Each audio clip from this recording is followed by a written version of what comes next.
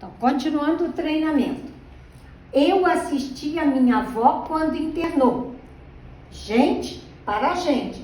Já me deu a dica. Pode ser objeto direto, pode ser objeto indireto. Se eu quero objeto direto, eu vou pôr apenas o artigo acompanhando a minha avó. Então, eu assisti a quem? A minha avó quando internou. Se eu quero objeto indireto, eu tenho que usar a preposição a, exigida pelo objeto indireto, e mais o artigo a. Então, vai ser o a craseado. Mas a pergunta é, eu assistia a quem? A minha avó quando internou. Por isso é o objeto indireto. Então, VTD e VTI.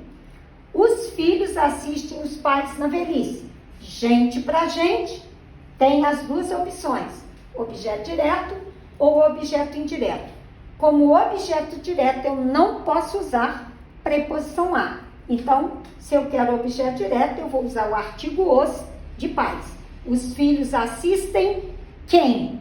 Os pais, objeto direto. Se eu quero objeto indireto, eu preciso usar a preposição a, exigida pelo verbo, e mais o artigo os de pais. Então, os filhos assistem a quem?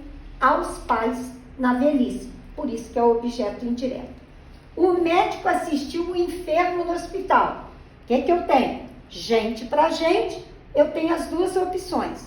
Objeto direto, sem preposição a, objeto indireto com a preposição a. E aqui eu fiz de propósito, 2 com masculino, 2 com feminino. Então, se eu quero no masculino, objeto direto vai ser o artigo o para enfermo. O médico assistiu quem? O enfermo, objeto direto.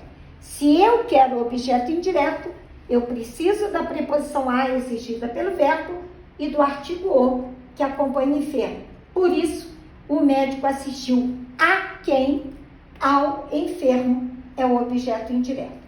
Vamos passar para o feminino. A mesma situação. O médico assistiu quem? A enferma, objeto direto, e este a é artigo.